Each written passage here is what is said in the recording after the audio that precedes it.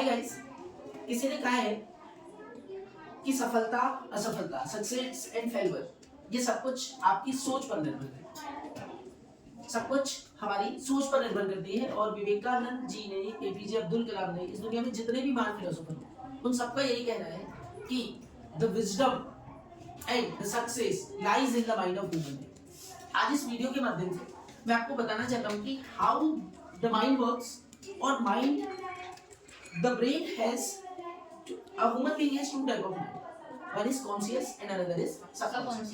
Okay, बस इसको समझने में जो हम गड़बड़ करते हैं वही परिणाम हमको प्रोड्यूस करते हैं। एग्जांपल देखते हैं, व्हाट इज वन, कि हमारा जो ह्यूमन ब्रेन है गाइस, ओके, उसमें एक कॉन्शियस माइंड, और conscious mind is the powerful part of our mind. मतलब वो हमारे हमेशा हमको पॉजिटिव चीजों की ओर अट्रैक्ट करेगा, मतलब वो आपको बोलेगा करना है, ओके, आपको करना है ये काम, परंतु वो स्वयं कुछ नहीं करता। वो काम किससे करवाता है? Subconscious mind. किससे करवाते हैं? सबकॉन्शियस। मतलब जो second kind of mind is what? Subconscious. तो काम करने वाला कौन हो गया?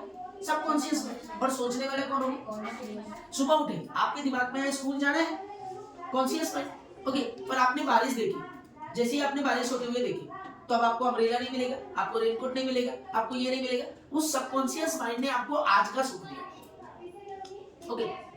अब इस दुनिया में जो भी लोग सफल हुए ना, उन्होंने अपने सबकॉन्शियस माइंड पर पकड़ लिया। अब मैं आपको इसके पावर के बारे में बात करूं, ओके। मतलब अगर आपके ब्रेन में कॉन्शियस माइंड राजा है, किंग है, तो जो सबकॉन्शियस माइंड है वो हमारा गंगू तेली है, सर्वेंट, ओके। और जिसने भी अपने गंगू तेली को कंट्रोल में रख लिया उसको मिल गई सक्सेस, और जिसका गंगू तेली कहानियां करता है उसको हो गई प्रॉब्लम। एक स्टोरी बताता हूं। 10 दोस्तों की एक टोली थी।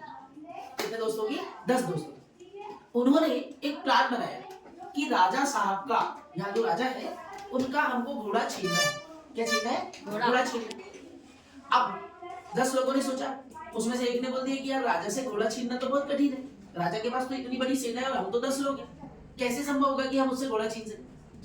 तो उन्होंने बोला कि भाई हमारे पास ब्रेन है जो उन सारे लोगों से पावरफुल है। और उन्होंने क्या किया पता है? राजा सुबह तैयार हुआ और अपनी स्टेट को, अपने एरिया को घूमने के लिए निकला, ओके। तो वो 10 लोग 10 अलग अलग जगह पर जाकर खड़े हो।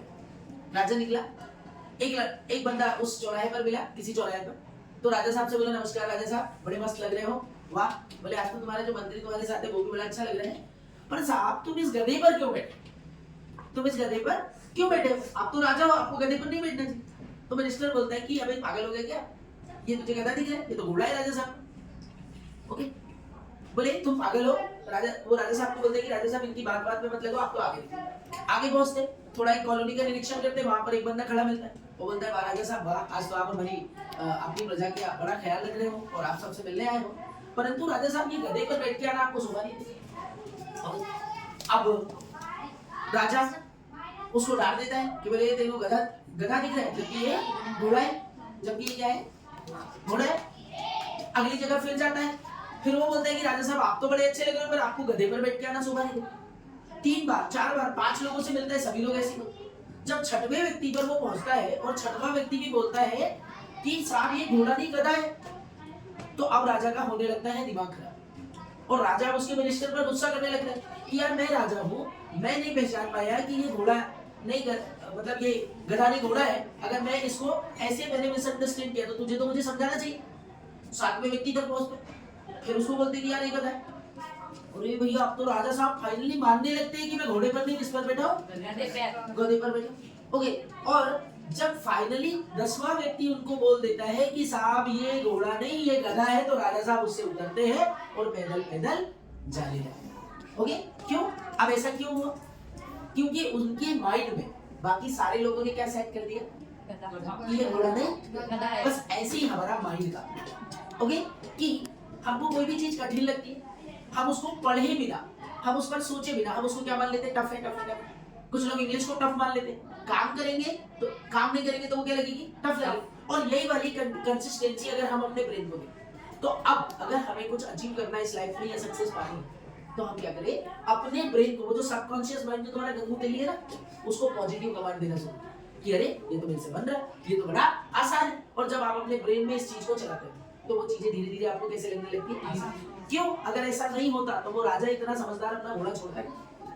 तो ये है हमारे ब्रेन की मैकेनिज्म। कहानियां बहुत बताता है। संडे आएगा तेज दिमाग की क्लास में, हो सकता है कि आपका मन करेगा कि यार आज तो तबीयत ठीक नहीं लग रही, आज नहीं आया। ये कौन ने काम किया? गंगू तेली ने। अब गंगू तेली ने कर लिया तो आप कैसा कर पाएंगे? सीख पाएंगे क्या? कुछ नहीं। तो बस हमको किसको नियंत्रण में रखना है? गंगू तेली। गंगू तेली आपका नौकर है, उसको मालिक नहीं बनने देना। So guys, this is the power of subconscious mind. Hope so you enjoyed this story and you will